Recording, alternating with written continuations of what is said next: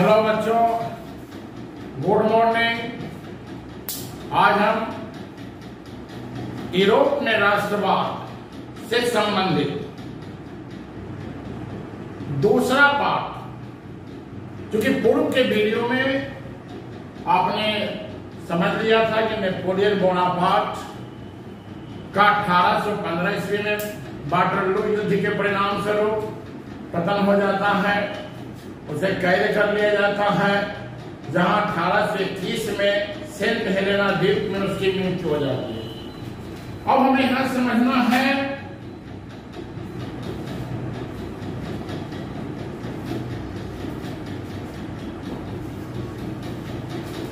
Napoleon Bonaparte के पतन के बाद 1815 ईस्वी में ऑस्ट्रिया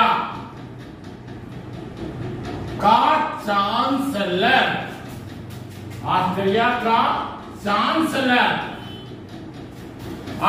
का चांसलर मैटरनिख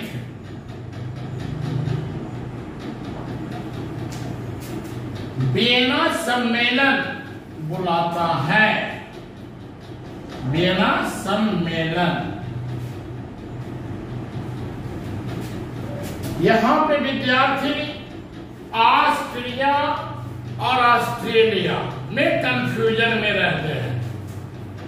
फिर मैं आपको बताता हूं, ऑस्ट्रिया यूरोप में उत्तरी गोलार्ध में स्थित, यानी उत्तरी गोलार्ध में स्थित यूरोप महाद्वीप का एक छोटा सा देश है और इसकी राजधानी है वियना। और ऑस्ट्रेलिया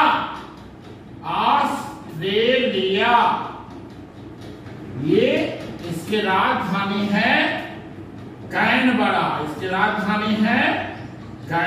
और ये कहां है? दक्षिणी गोलार्ध में है। ये दक्षिणी गोलार्ध में है, इसीलिए ऑस्ट्रेलिया नहीं कहना है, ऑस्ट्रिया कहेंगे। और इसके शासक का नाम था, यानी चांसलर मीन्स प्रधानमंत्री, मैटरनिख, यह ऑस्ट्रिया का चांसलर था। आपको बता देते हैं, ये घोर कट्टर प्रतिक्रियावादी का मतलब ये चाहता ही नहीं था कि राजतंत्र के स्थान पर कोई नई शासन व्यवस्था जन्म ले। ये जनता के शासन का पक्षधर नहीं था, इसीलिए इसको कट्टर प्रतिक्रियावादी कहते हैं। और इसमें नेपोलियन बोनापार्ट के शासन के पूर्व जो यूरोप में व्यवस्था थी, यहां तक कह सकते हैं 1789 की फ्रांसीसी क्रांति के पूर्व जो फ्रांस में व्यवस्था थी, उसी व्यवस्था की पुनर्स्थापना पर बल दिया, जिसको हम कहते हैं पुरातन पंथी प्रथा की पुनर्स्थापना।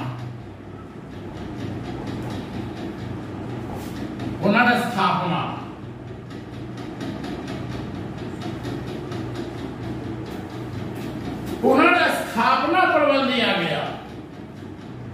यहां पे ध्यान से समझना है। और पुरातन पंथी का मतलब है प्राचीन राजवंश।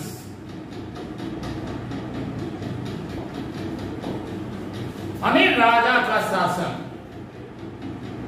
जिन जिन देशों में जिन वंशों का शासन था, उसी वंश के शासन की पुनर्स्थापना पर बल दिया गया। और यह व्यवस्था कहां हुई? वियना सम्मेलन में 1815 ईस्वी में। इस सम्मेलन में 4 कंट्री, रूस, ब्रिटेन, प्रसा और ऑस्ट्रेलिया भी शामिल था। और अनेक देश आए थे। ये लेकिन मुख्य 4 है, इसको चतुर्दिक राष्ट्र संधि भी कहते हैं। तो मैटरनिख ने वियना सम्मेलन के उपरांत यूरोप में प्राचीन राजवंश की पुनर्स्थापना पर बल दिया और इस तरह मैटरनिक युग की शुरुआत हो गई। मैटरनिक युग की शुरुआत। और ये मैटरनिक युग जो है कब से कब तक? 1815 से 1848 ईस्वी तक। 1848 की यानी फरवरी 1848 की क्रांति, फ्रांसीसी क्रांति के परिणाम स्वरूप मैटरनिक ऑस्ट्रिया छोड़कर लंदन चला जाता है और फरवरी 1848 की जो फ्रांसीसी क्रांति है, इस क्रांति के परिणाम स्वरूप सदा के लिए राजतंत्र शासन व्यवस्था जो आज संवैधानिक राजतंत्र थी उसका अंत हो जाता है। इस तरह मैटरनिक युग का भी अंत हो जाता है, पतन हो जाता है। छोटे से प्रश्नों में पूछा गया मैटरनिक युग क्या था, तो मैटरनिक युग क्या है? तो नेपोलियन बोनापार्ट के पतन के बाद मैटरनिक ने 1815 ईस्वी में वियना सम्मेलन द्वारा यूरोप के विभिन्न देशों में प्राचीन राजवंश के पुनर्स्थापना पर बल दिया, जो फरवरी 1848 की क्रांति तक चलता रहा और इस क्रांति के बाद इस युग का पतन हो गया। तो यही मैटरनिक युग है। मैटरनिक कौन है, कहां का है? मैटरनिक ने वियना सम्मेलन कब बुलाया, तो आपको समझ में आ गया होगा। इतना ही नहीं, मैटरनिक के द्वारा नेपोलियन बोनापार्ट ने जिस तरह अपने शासनकाल के दौरान यूरोप के विभिन्न देशों को विजित किया था, कहा गया उन क्षेत्रों को वापस किया जाए और फ्रांस के द्वारा जीते गए क्षेत्रों को आपस में बांटने का काम किया। इतना ही नहीं, इसने लोम्बार्डी और वेनेशिया, ये लोम्बार्डी और वेनेशिया इटली का भूभाग था, किस तरह से इटली को इसने छत बिछत किया। लोम्बार्डी और वेनेशिया के ऊपर स्वयं अपना आधिपत्य कायम किया। सिसिली और नेपल्स का जो क्षेत्र था, यह किसे दिया? बुर्बो वंश के सम्राट फर्डिनेंड को सौंपा। फ्रांस के सम्राट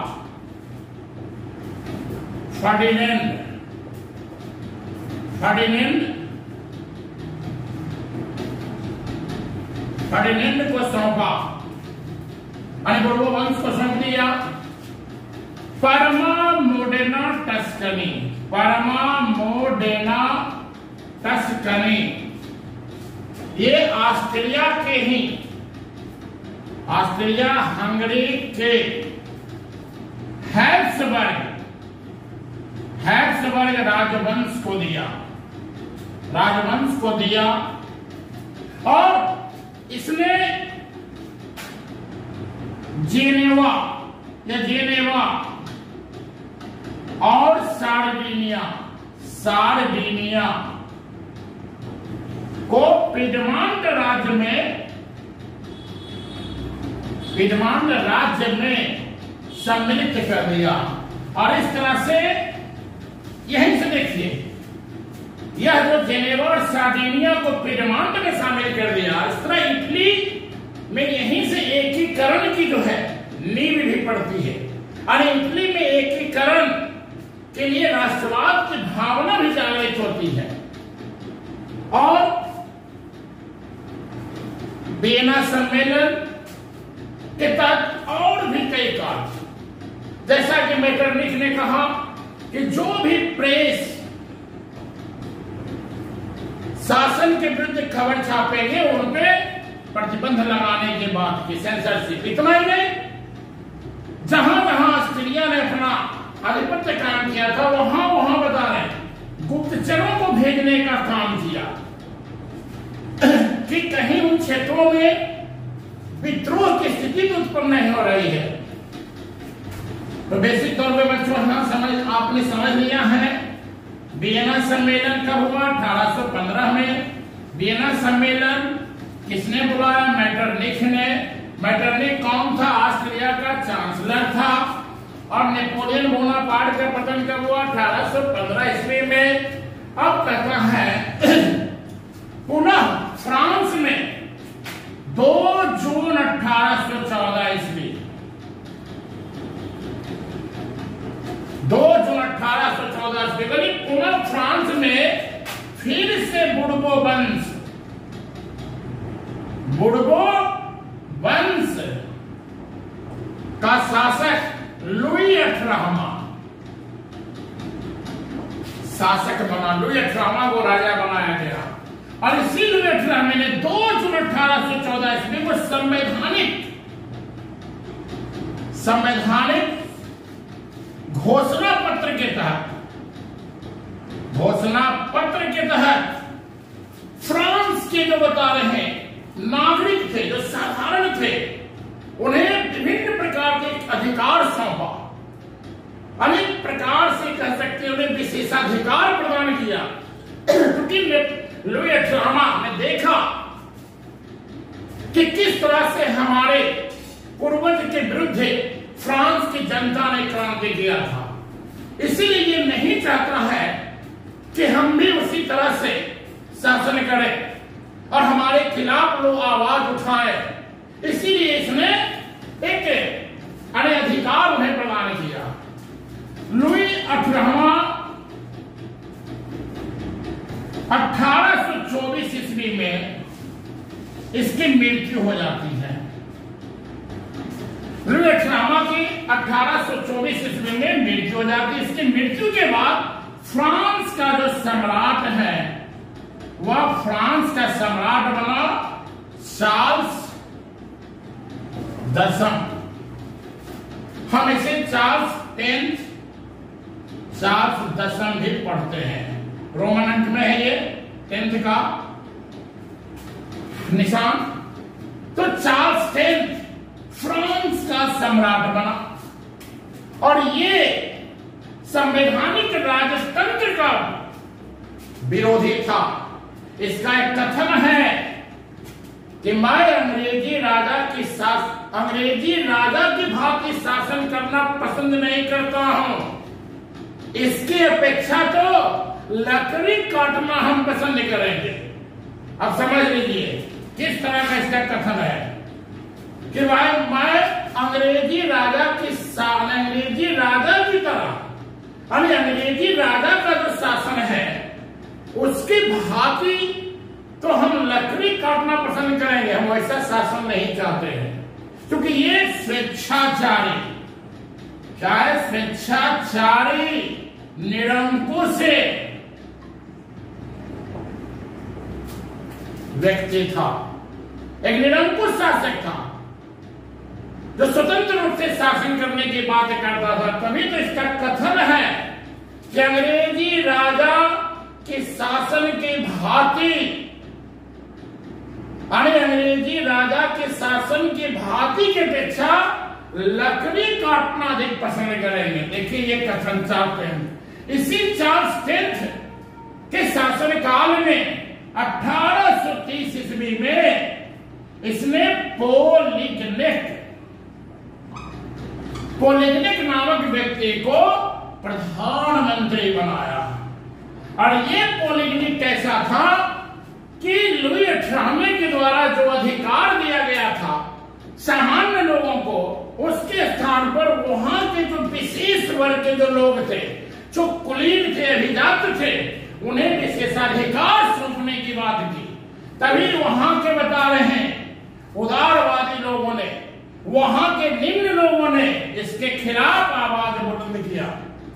और उस आवाज को दबाने के लिए 25 जुलाई 1830 ईस्वी को 4 अध्यादेश, ये अध्यादेश है, अनुशासन का आदेश, राजा का आदेश, चाहे वह चार्ल्स 10 का आदेश, चार्ल्स 10 के निर्देशन में पोलिग्निक के द्वारा 4 अध्यादेश जारी हुआ।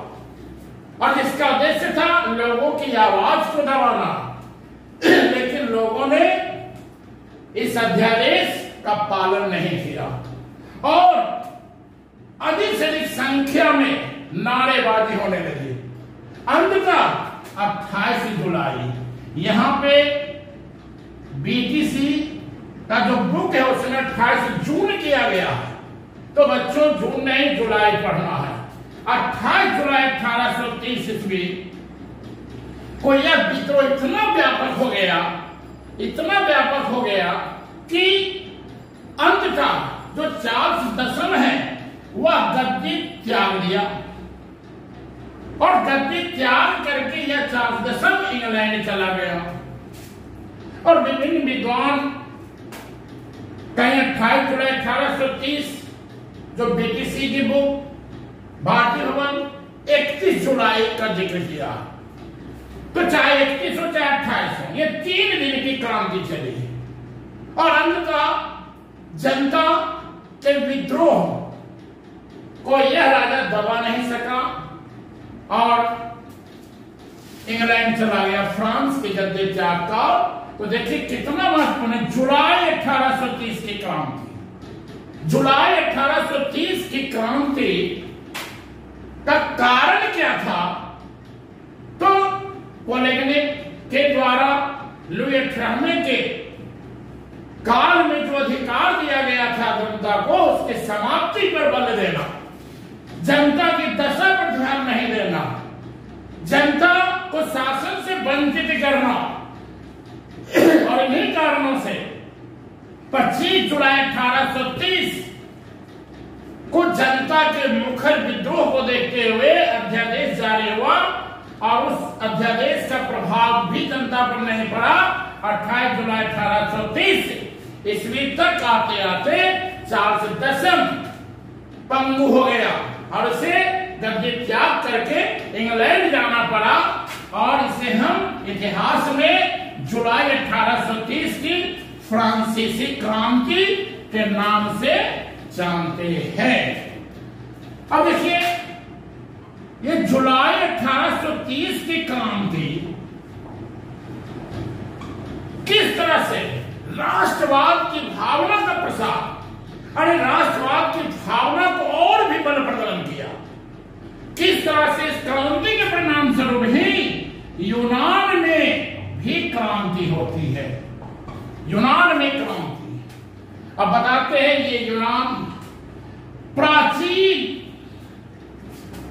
साहित्य, ज्ञान, विज्ञान, कला का प्रेरणा स्रोत पूरे यूरोप के लिए माना जाता है। इसे हम यूनान को हम यूरोपीय सभ्यता का पालना भी कहते हैं।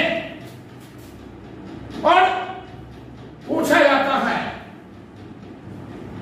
प्राचीन साहित्य, कला, विज्ञान का प्रेरणा स्रोत यूरोप के लिए कौन सा देश माना जाता है, या किस देश की ज्ञान, विज्ञान, साहित्य, कला ने पूरे यूरोप को प्रभावित किया? तो यूनान। कितना प्राचीन ये बता रहे हैं राष्ट्र है, कितनी इसकी उन्नत सभ्यता और संस्कृति रही है।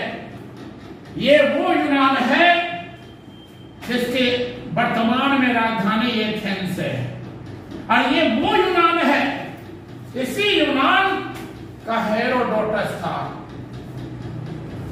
जिसे हम इतिहास का पिता कहते हैं। इसी यूनान का बता रहे हैं सुकरात थे, जो बहुत बड़े दार्शनिक हुए, और इन्हीं सुकरात का शिष्य प्लेटो था, जिसने द रिपब्लिक नामक पुस्तक लिखा। सुकरात का शिष्य इसी प्लेटो का शिष्य अरस्तु था, जिसे हम जंतु विज्ञान का पिता या जीव विज्ञान का पिता या राजनीति का पिता भी कहते हैं, अरस्तु। और ये यूनान जो है, इसी यूनान का बता रहे हैं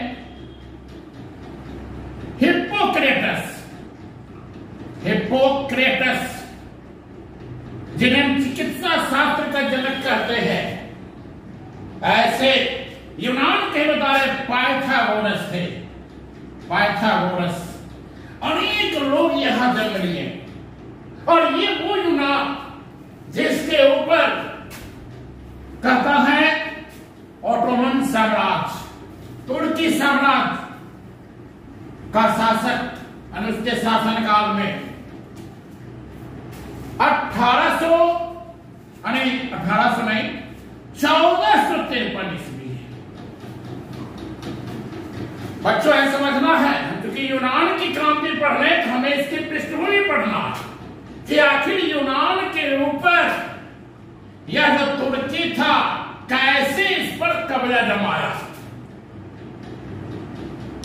सिंपल प्रश्न आता है, यूनान के ऊपर किस देश का आधिपत्य था? तुर्की।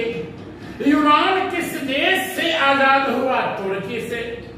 और यूनान आजाद कब हुआ? 1832 में कुस्तुनतुनिया की संधि। यूनान की आजादी में 1824 ईस्वी में लॉर्ड बायरन जो इंग्लैंड के महान कवि थे शहीद हो गए, और यूनान में 1821 ईस्वी में अलेक्जेंडर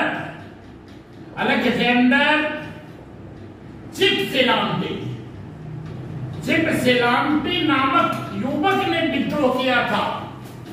और किस तरह से यूनान को आजादी दिलाने में ब्रिटेन, फ्रांस, रूस ने आपस में मिलकर 1829 ईस्वी में तुर्की के नावारीनो की खाड़ी में, यानी तुर्की को नावारीनो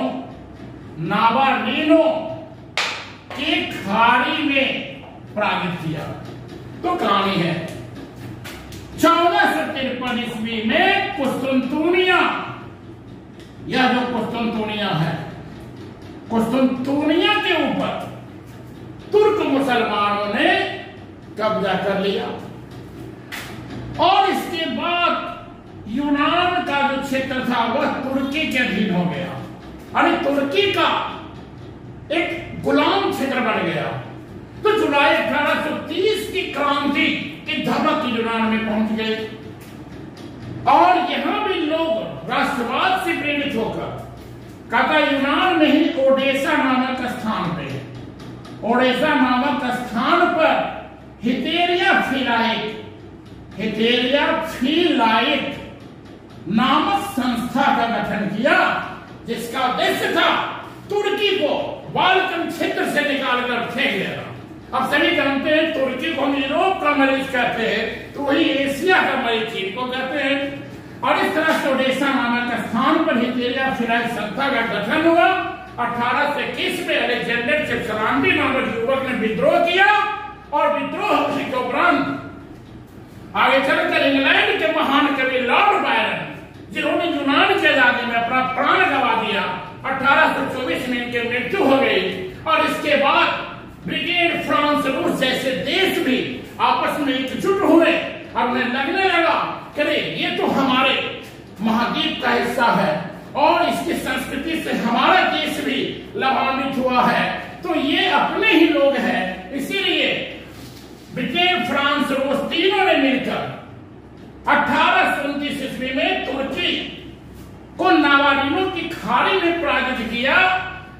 इसमें तुर्की का साथ मिस्र ने भी दिया था, लेकिन ये मिस्र और तुर्की दोनों पराजित हो गए। और 1829 ईस्वी में तुर्की और रूस के बीच में 1829 ईस्वी में तुर्की और रूस के बीच में एड्रियानोपल की संधि होती है। एड्रियानोपल की संधि कब होती है? 1829 में तुर्की एवं रूस के बीच में। और तुर्की यूनान को स्वेच्छा देने की बात करता, पूरी तरह से आजादी में स्वेच्छा की बात करता है। तभी ब्रिटेन, फ्रांस ने देखा कि जब यूनान को स्वेच्छा मिलेगी तो रूस का प्रभाव इस पर स्थापित होगा, इससे बेहतर है कि इसे पूरी तरह आजादी प्रदान की जाए। और तब वहां की जनता को इन लोगों ने वहां की जनता को यह संदेश भेजा कि तुम्हें स्वतंत्रता चाहिए।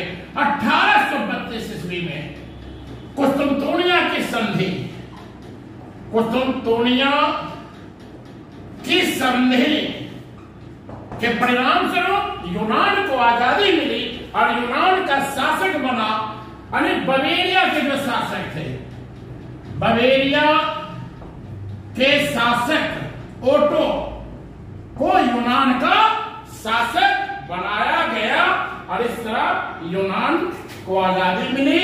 तो बच्चों, आपने देखा कि राष्ट्रवाद की भावना ने किस तरह से यूनान को तुर्की के चंगुल से मुक्त किया। अब हमारा जो कहानी होगा वह अगले वीडियो में हम पढ़ेंगे इटली जर्मनी के एकीकरण, और इसके बाद यह चैप्टर समाप्त हो जाएगा। धन्यवाद।